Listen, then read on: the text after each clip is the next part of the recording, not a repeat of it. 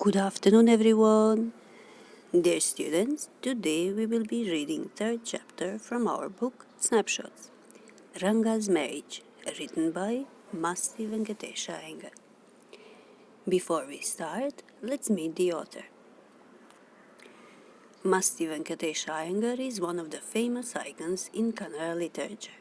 Kannada literature has been a major influence on the broader field of literature in India. With notable poets and authors, Kannada literature has managed to add on to the repertoire of literary works in India and has also brought forth avant-garde and New Age literary movements. The Navodaya, late Navodaya, and the Navya movements in literature have not only affected Kannada literature but also other languages which have structurally altered their perspectives. Masti Venkatesha Iyengar was born in 1891 in Hosahali, a town in the district of Kolar in Karnataka. He hailed from a Tamil Iyengar family. His childhood days of poverty were spent in his village Masti. His nickname Masti comes from the name of the village where he spent most of his childhood. He moved from one place to another and finally he obtained a master's degree in English literature from Madras University. He also cleared the Indian Civil Services examination and held various posts in and around Karnataka. He held posts of great responsibility and rose to the level of district commissioner. Masti was a popular author of the Navodaya literary movement that took Kannada literature by storm. His life stretched beyond the titles that he received, like the honorable title of Raja Sevasakta that he was given by the then Maharaja of Mysore.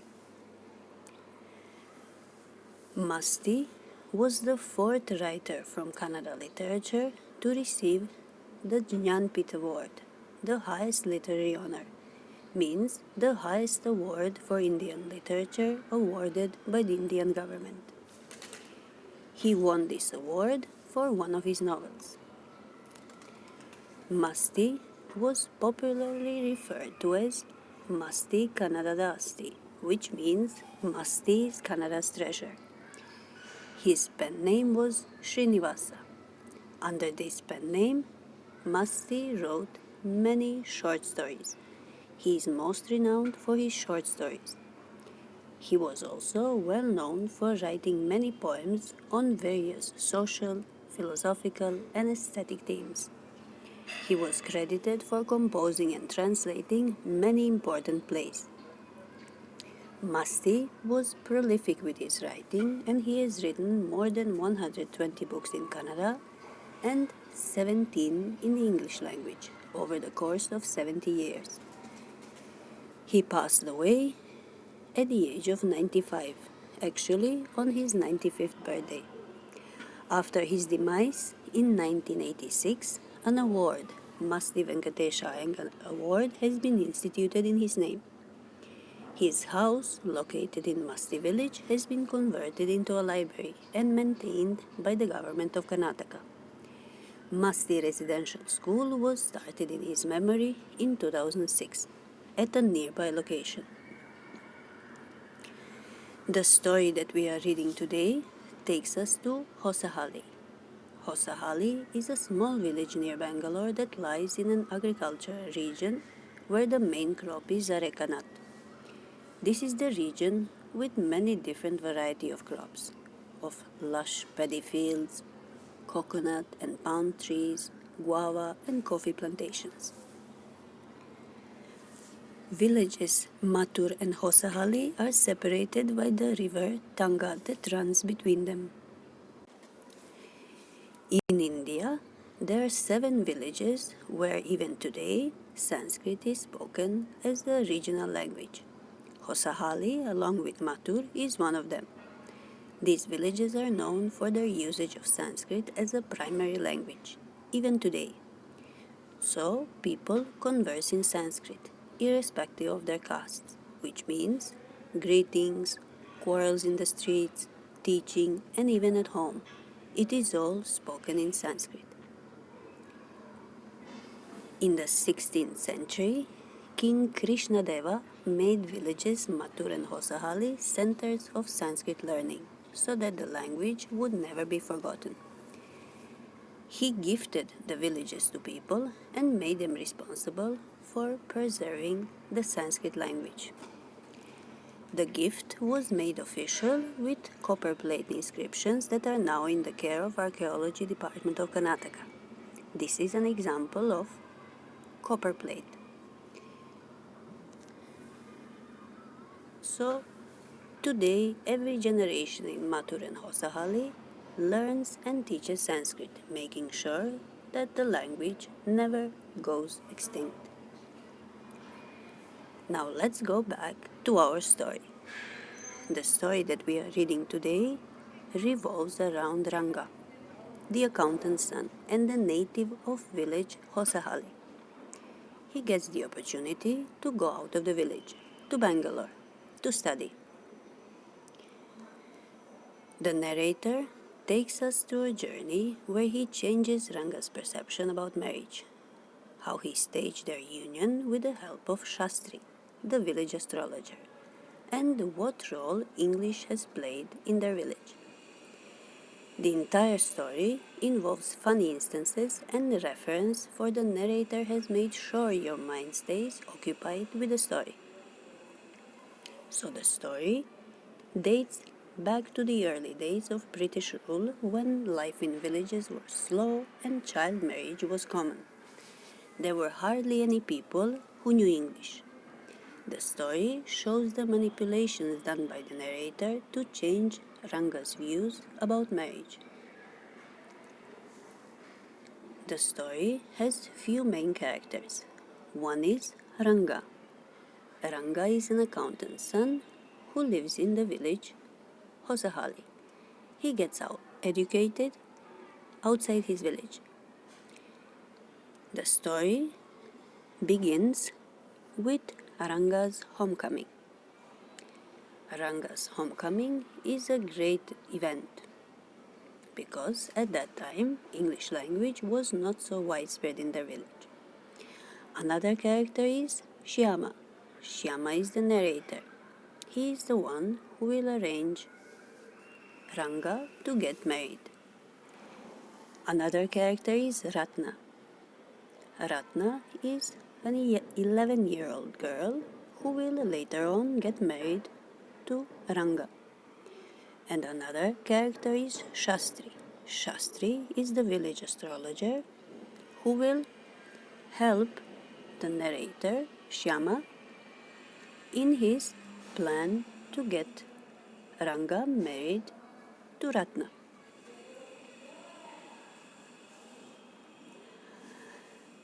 Ranga, the accountant's son, is one of the rare breed among the village folk who has been to the city to pursue his studies.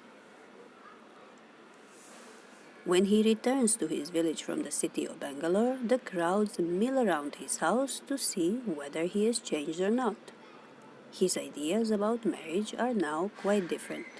Or are they? In this introduction, it is said that Ranga is the accountant's son. He is one of the rare breed among the village folk.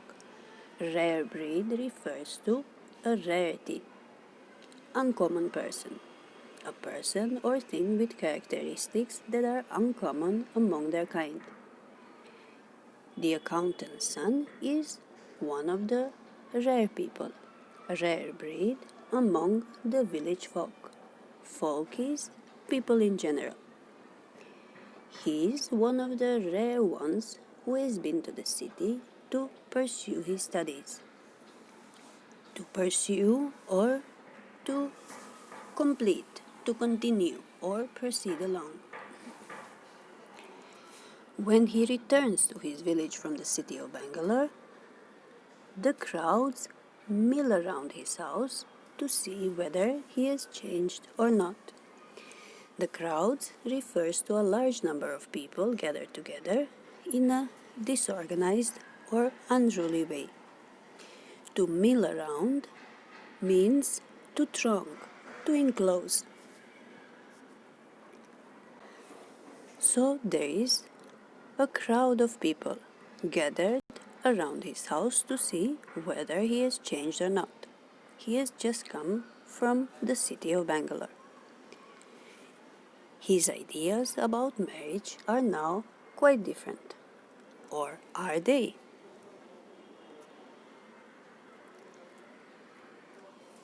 When you see this title, some of you may ask, Rangas Marriage? Why not Ranganatha Vivaha or Ranganatha Vijaya? Well, yes, I know I could have used some other mouth-filling one like Jagannatha Vijaya or Girija Kalyan. But then, this is not about Jagannath's victory or Girija's wedding. It is about our own Ranga's marriage, and hence, no fancy title. The author begins the story with a question. He says, when you see this title, some of you may ask, Ranga's marriage? Why not Ranganatha Vivaha or Ranganatha Vijaya? Well, yes, I know I could have used some other mouth-filling one like Jagannatha Vijaya or Girija Kalyan. Here, mouth-filling refers to complicated or long.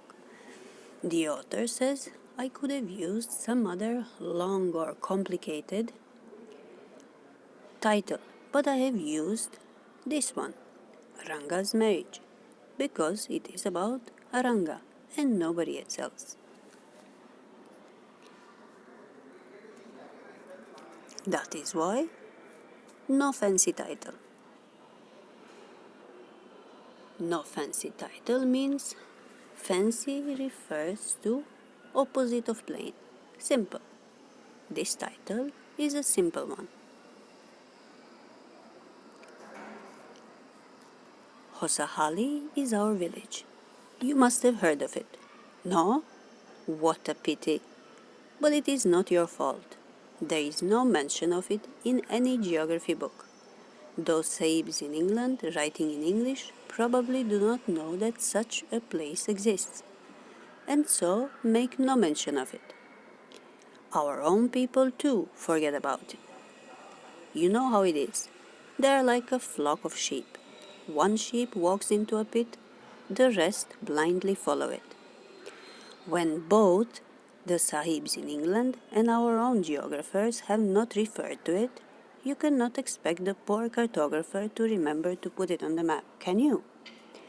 And so there is not even the shadow of our village on any map. The author says, this story is about our village, Hosahali. Hosahali is our village. You must have heard of it. No? What a pity. But it is not your fault. It is not your mistake. You haven't heard about the village, but it is not your fault. There is no mention of it in any geography book. It is a very small village. Later, he continues saying that those sahibs in England writing in English probably do not know that such a place exists. They probably don't even know that there is such a place like Hosahali. That is why they make no mention of it. Hosahali is not mentioned anywhere. The author continues saying that our own people too forget about it. They are like a flock of sheep. Flock of sheep means like a group of people who all behave in the same way, or they behave as they are told. They cannot act independently. That is the meaning of like a flock of sheep.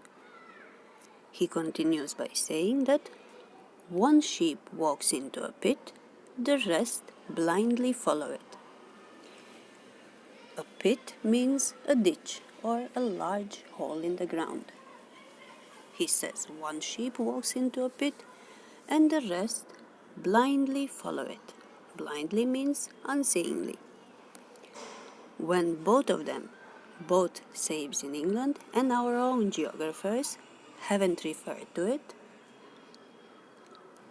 how can you expect the poor cartographer to remember to put it on the map?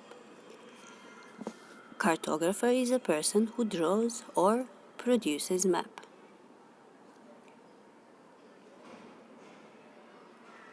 And that is why there is not even a shadow of our village on any map. There is not even the shadow. It means there is no mention of our village on any map whatsoever. The narrator comments, first of all, why he had not given any elaborate title to the present story. Then he says, this story is about a common boy, Ranga, and his marriage. He is an accountant's son and a native of village Hosahali. The narrator at the very beginning says that he did not choose any sophisticated word for the title, as he wanted the title to portray what actually happened to it, which was the marriage of Ranga, the son of their village accountant. The narrator later on calls Indian geographers a flock of sheep, while talking about the village Hosahali. He says that British writers did not know anything about this small village, and that is why there is no mention of it in any geography book. And Indian geographers blindly followed the British ones and didn't mention it as well. That is why he says they behaved like a flock of sheep who blindly followed the first one.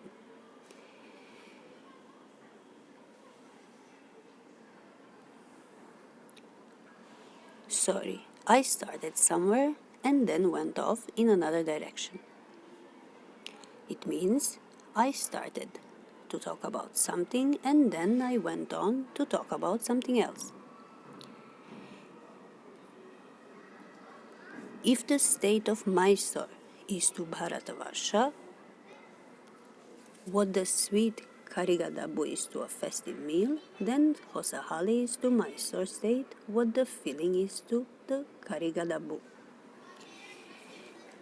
Karigadabu is a sweet stuffed fried dumpling, something like a sweet coconut samosa. It is a South Indian fried sweet. The author says high words about Hosahali. He says Hosahali is to Mysore what the filling is to Karigadabu. Hosahali is very important. The author is filled with praise for his village.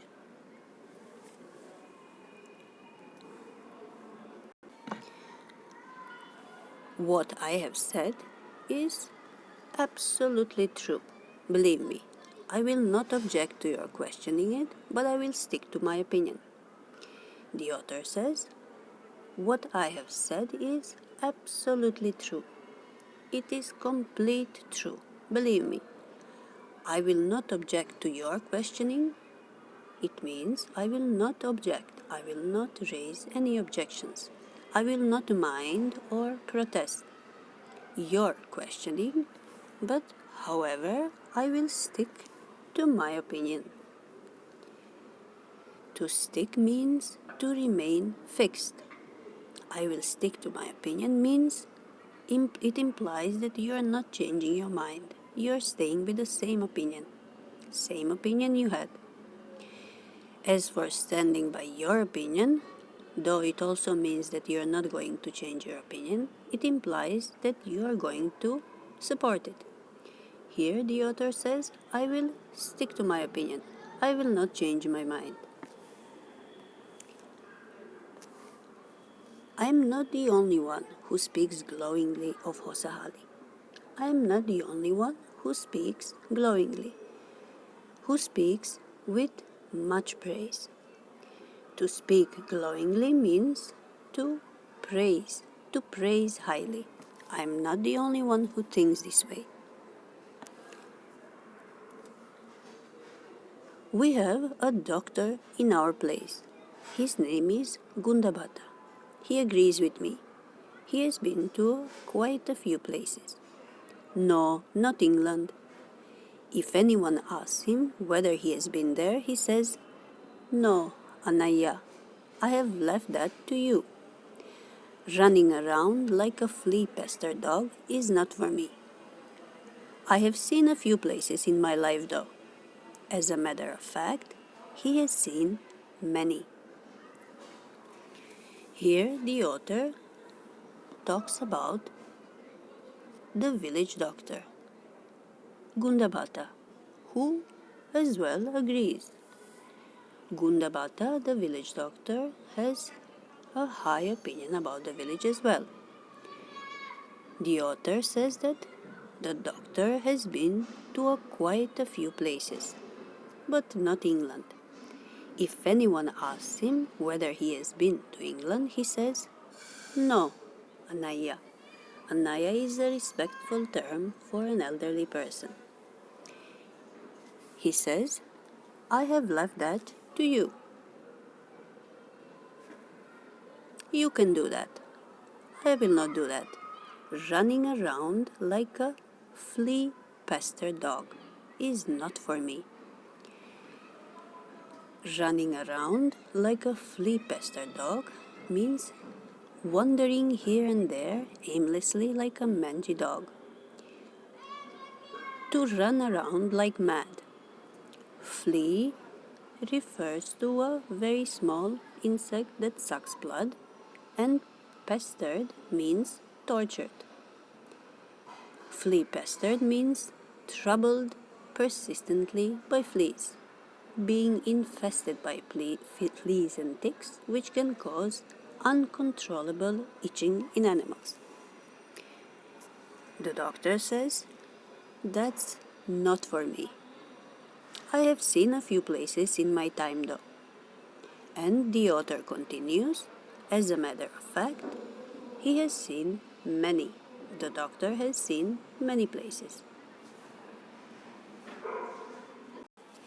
So we can see that, first of all, the narrator mentions that this village is a very small village which is not mentioned in any geography book. However, he speaks highly about Hosahali. He is filled with praise for his village, even though the Sahibs in England missed to mention it on the map, as well as Indian geographers.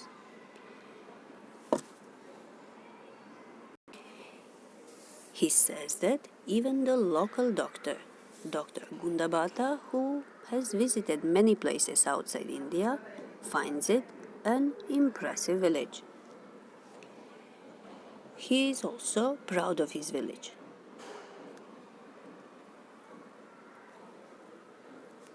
"We have some mango trees in our village. Come visit us, and I will give you a raw mango from one of them. Do not eat it, just take a bite. The sourness is sure to go straight to your brahmaranda." I once took one such fruit home, and a chutney was made out of it. All of us ate it. The cough we suffered from after that, it was when I went for the cough medicine that the doctor told me about the special quality of the fruit. The author continues talking about his village, and he says that there are some mango trees in the village, and he invites you, a reader, to come, and he will give you a raw mango from one of them. Raw means not ripe. He says, "But do not eat it, just take a bite." The sourness means sour taste, tangy, something that is fermented. It means having a taste of that produced by acid, like a sharp or tangy. He says the sourness is sure to go straight to your Brahmarandra. Straight refers to directly. It will go directly to your Brahmarandra. Brahmarandra means very sharp. It refers, as we can see, to the soft part in a child's head where skull bones join later. Here it is used to convey the extreme potency of sourness. He says, once I took one such fruit home and a chutney was made out of it, and all of us ate it. And the cough we suffered from after that, wow, it was a very sour mango. It was when I went for the cough medicine that the doctor told me the special quality of the fruit. He explains how did he find out about this special quality of the fruit. So, just as the mango is special, so is everything else around our village. We have a creeper growing in the ever so fine water of the village pond. Its flowers are a feast to behold. Get 2 leaves from the creeper when you go to the pond for your bath, and you will not have to worry about not having leaves on which to serve the afternoon meal.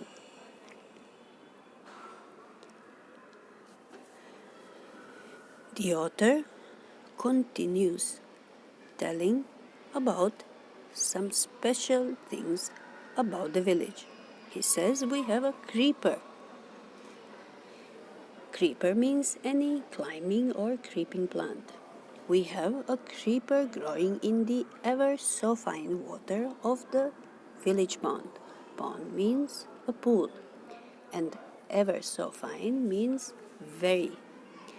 Ever so fine is an intensifier, usually for adjectives. It means very.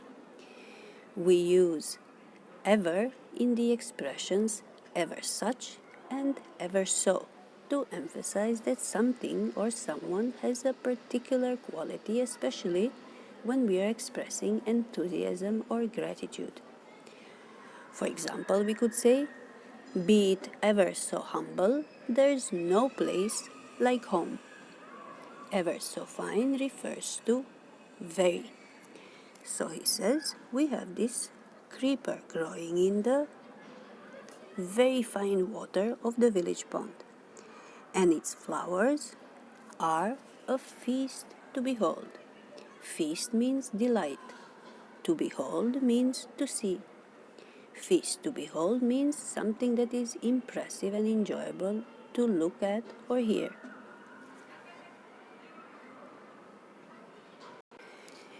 The author tells us that the village is famous for its sour mangoes and the creepers growing in the village pond.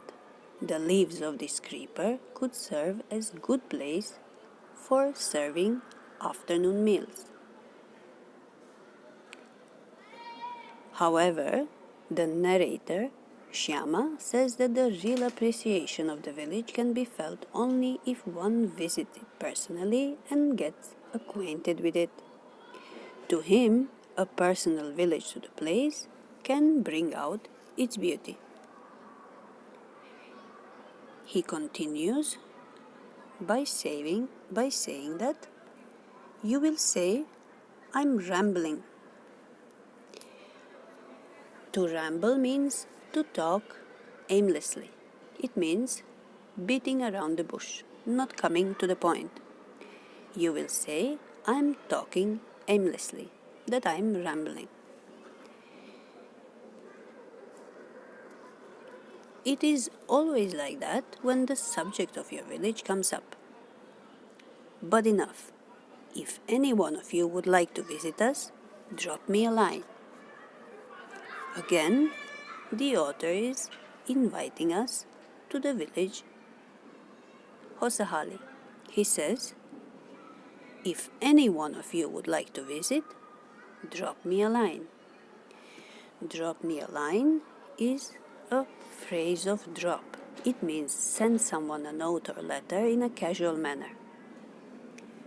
It means let me know. If any one of you would like to visit us, drop me a line. Let me know.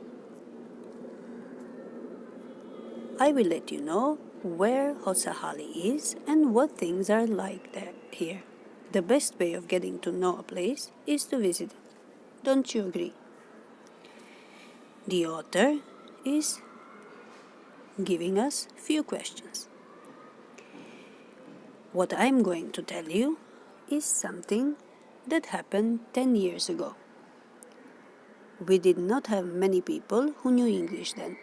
Our village accountant was the first one who had enough courage to send his son to Bangalore to study. It is different now. There are many who know English. During the holidays, you come across them on every street, talking in English. The author is telling us a story that happened 10 years ago. At that time, there were not many people who knew English. The author says that during the last 10 years, English language has come to be known by many villagers.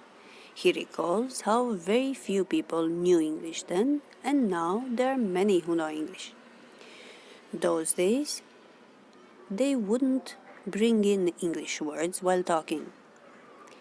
And nowadays, they do.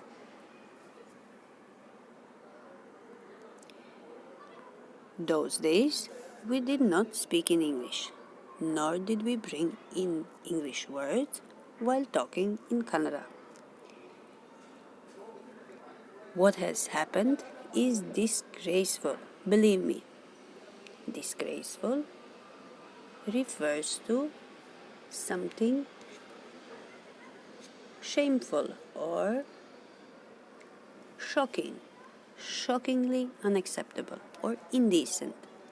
What has happened is horrible, it's disgraceful, so indecent. Now the narrator will tell us why he thinks it is disgraceful. He says, the other day I was in Ramarao's house when they brought a bundle of firewood. Ramarao's son came out to pay for it. He asked the woman, how much should I give you? 4 pice, she said. The boy told her he didn't have any change and asked her to come the next morning. The poor woman did not understand the English word change and went away muttering to herself. I too did not know. Later, when I went to Ranga's house and asked him, I understood what it meant. Here, the author is telling us why he thinks that what has happened is disgraceful in the past decade. The author says that very few people knew English then, and now there are many who know English. In those days, they wouldn't bring in English word while talking in their mother tongue, Kannada, and nowadays they do. So to illustrate his point, he mentions Ramarao's son using the word change, which was not understood by the woman he was dealing with. So she went away thinking that he didn't want to pay her.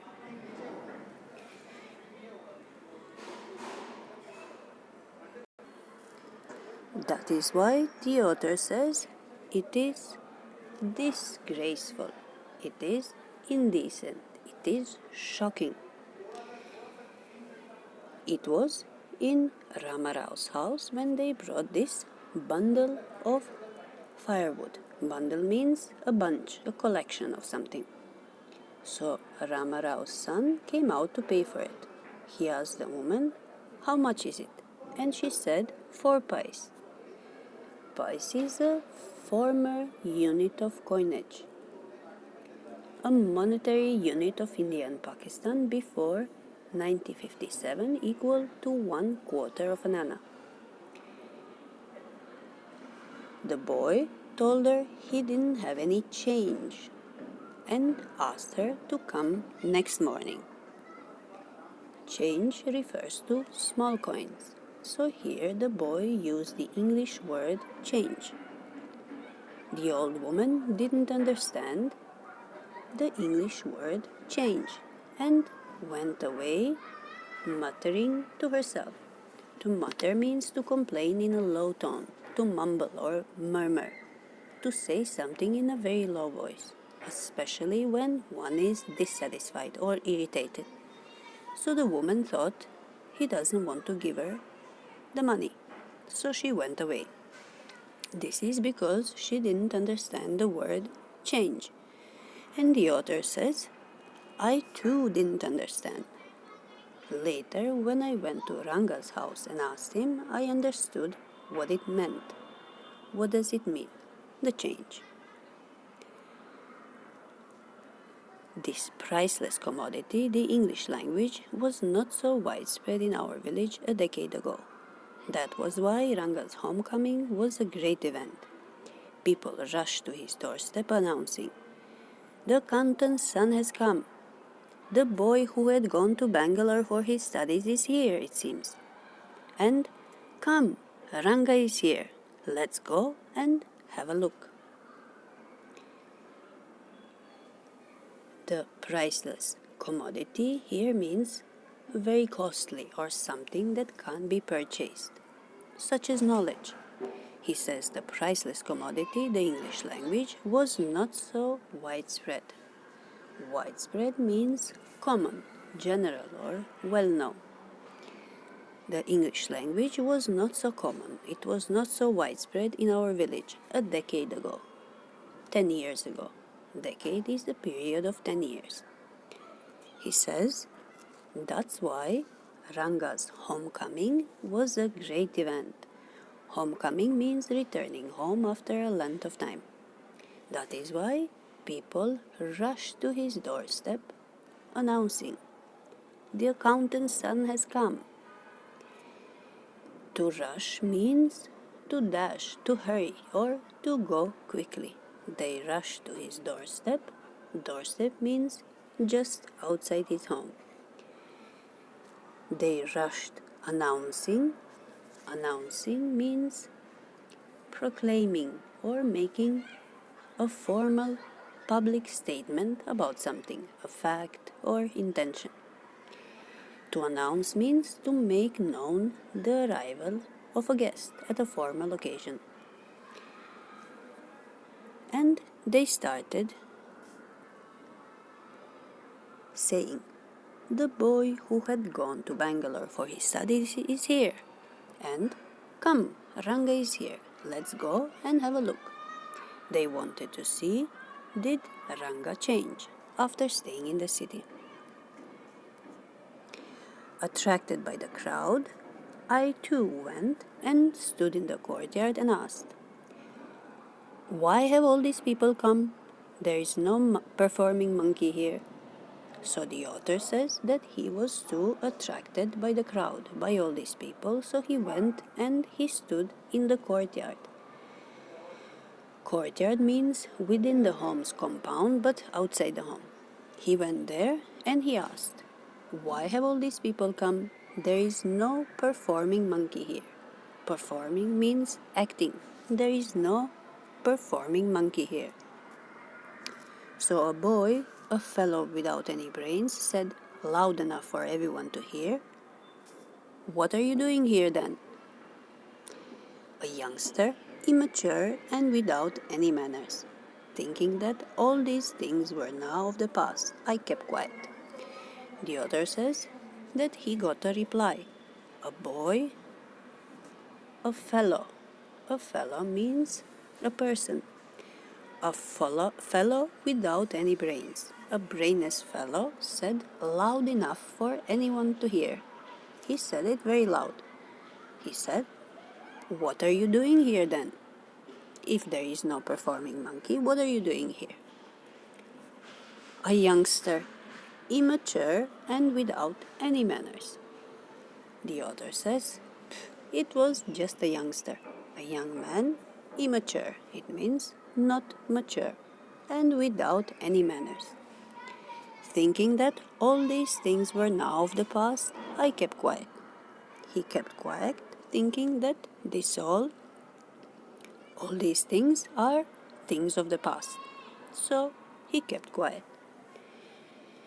This is what the author says.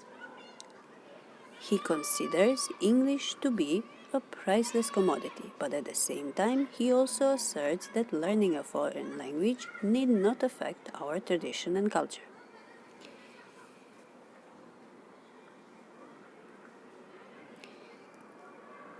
Seeing so many people there, Ranga came out with a smile on his face.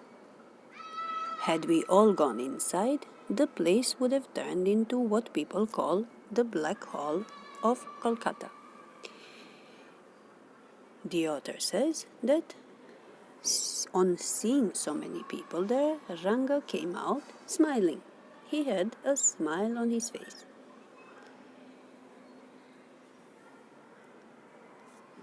He continues, saying that had we all gone inside, the place would have turned into what people call the Black Hole of Calcutta.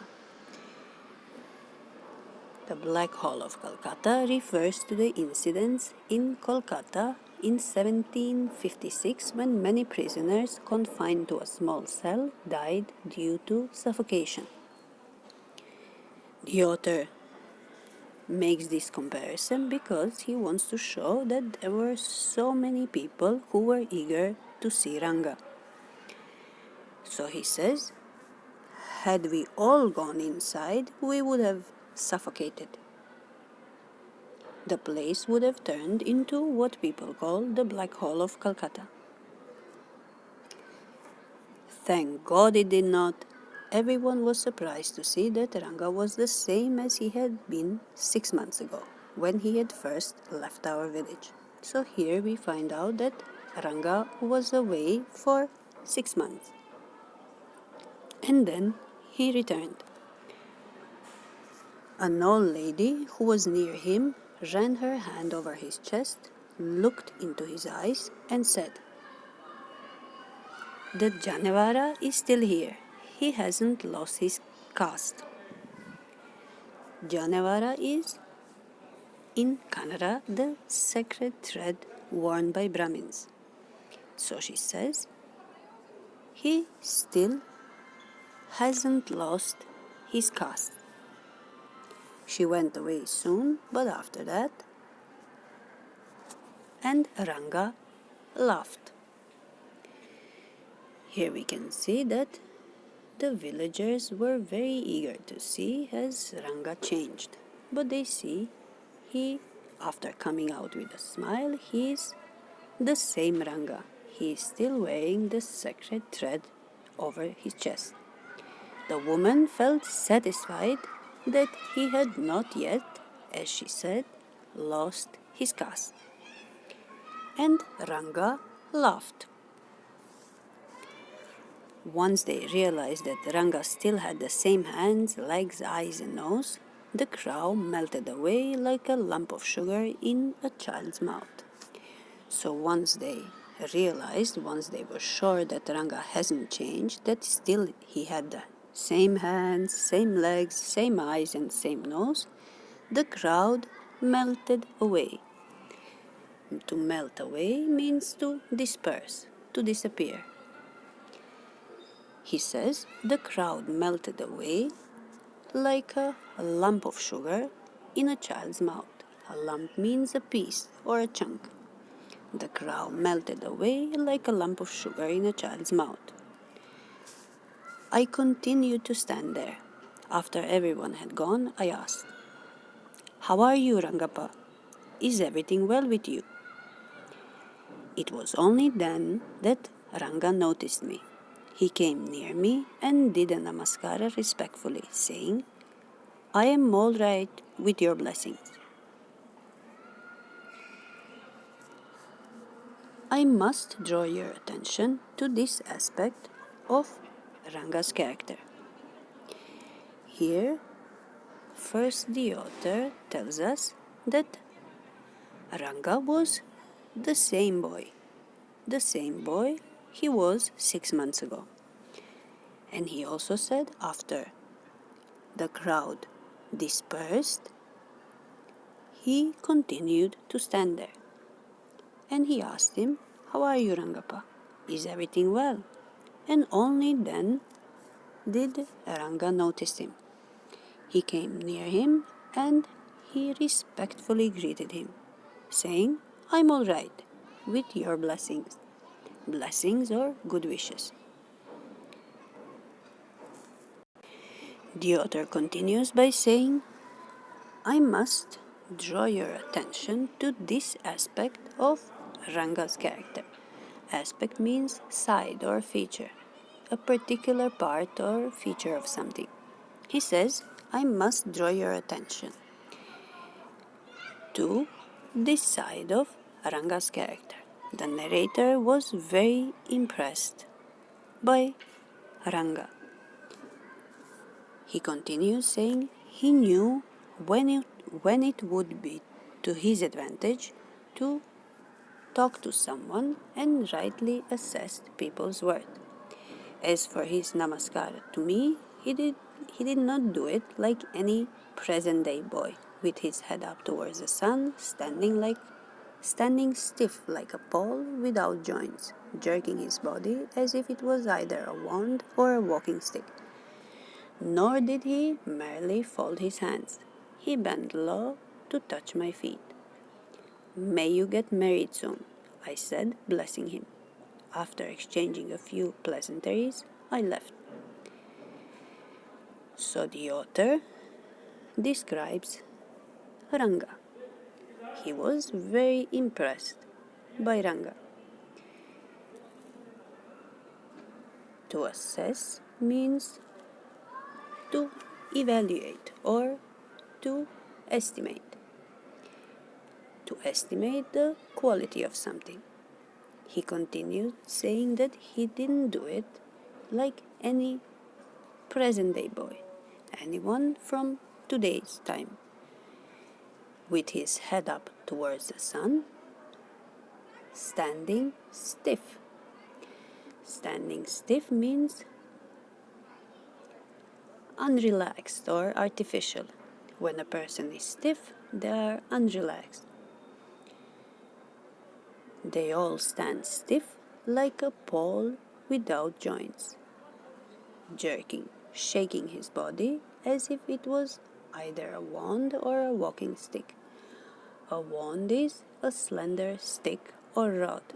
This is how he talks about other present day boys who have their head up towards the sun and who don't even bow low to touch the feet.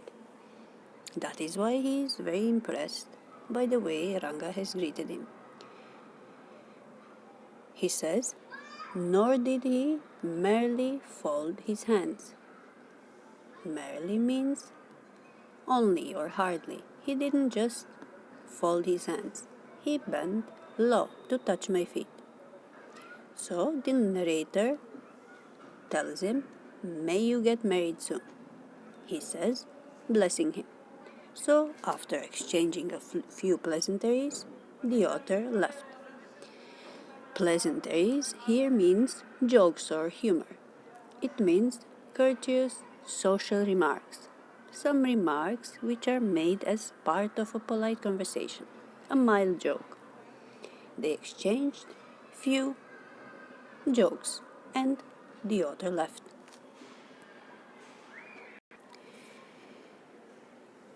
It is because the author found Ranga to be polite and traditional person who possessed all the qualities of a good husband that he decided he must get him married.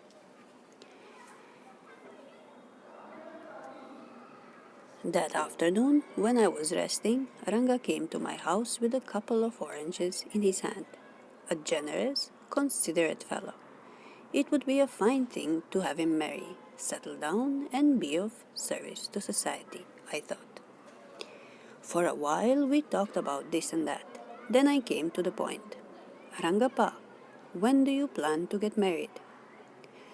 "I'm not going to get married now," he said. "Why not?" I need to find the right girl. I know an officer who got married only 6 months ago. He's about 30 and his wife is 25, I'm told. They will be able to talk lovingly to each other.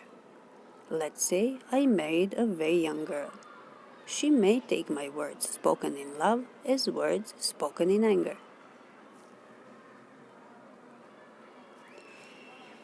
So the narrator takes us to the afternoon when he was resting and when Ranga came to his house with a couple of oranges in his hand. That is again a very nice gesture. A generous, considerate fellow. It means someone who is very attentive or thoughtful, careful not to inconvenience or harm others. So that day he came with few oranges in his hand. The author thinks that it would be a fine thing to have him marry because he is so polite, the same boy as he was before. The author thinks it would be a good idea to get him married so that he is of service to society. He even asks him, "When do you plan to get married?" But Ranga says he is not going to get married now. And these are the reasons he quotes. He says, "I need to find the right girl. I know an officer who got married only 6 months ago. He's about 30, his wife is about 25. They will be able to talk lovingly to each other. Let's say I married a very young girl. She might take my words spoken in love as words spoken in anger." So here Ranga explains why he doesn't want to get married. He says that the age difference would be too big and they would not be able to understand each other. He continues saying, "Recently, a troupe in Bangalore staged the play Shakuntala. There is no reason of Dushyant falling in love with Shakuntala if she were young, like the present-day brides. Is there? What would have happened to Kalidasa's play? If one gets married, it should be to a girl who is mature. Otherwise, one should remain a bachelor. That's why I'm not marrying now." Ranga says that recently a troupe. Troupe means a group of performers or actors, a group of dancers, actors, or other entertainers who tour to different venues. So recently, such troupe in Bangalore staged the play Shakuntala. He continues saying that there is no question of Dushyant falling in love with Shakuntala if she were young, like the present-day brides. But what would have happened to Kalidasa's play? If one gets married, it should be to a girl who is mature. That is his stand. Mature means full grown, of ripe mind, adult. Otherwise, one should remain a bachelor. Bachelor here means a man who is not married or will never get married.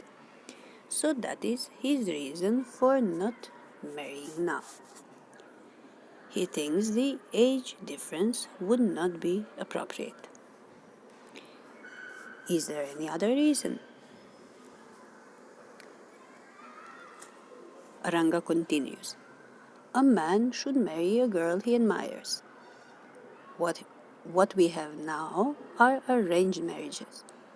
How can one admire a girl with milk stains on one side of her face and wetness on the other, or so young that she doesn't even know how to bite her fingers? This is another reason he quotes. He says that a man should marry a girl he admires. To admire means to praise, to adore and respect, to look at something or someone with pleasure, with warm approval.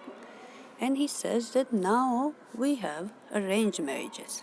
So how can one admire a girl with the milk stains on one side of her face and wetness on the other? Here he wants to point out the age difference. The girls who are very young, they are getting married and they are still having milk stains on their face, so how can you admire them? They are too young.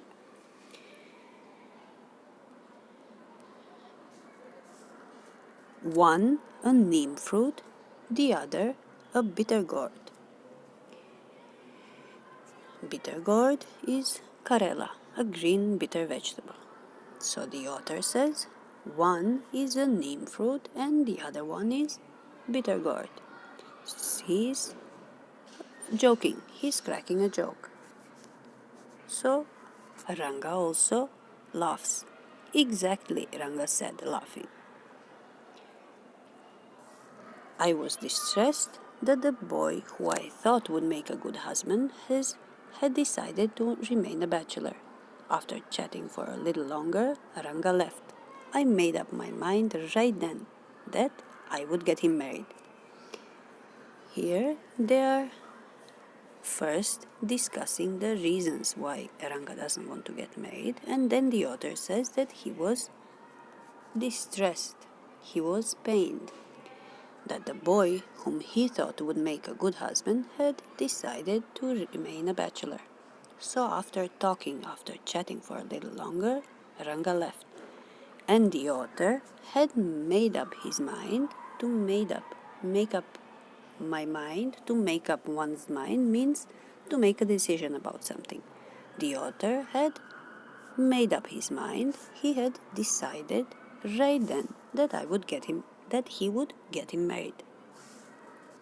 This is where Rama Rao's niece, a girl of 11, comes, and she comes to stay with her uncle.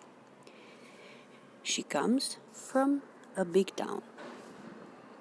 And this is where the author is going to arrange the meeting between Ranga and Ratna, Ram Rao's niece, and he will get them married.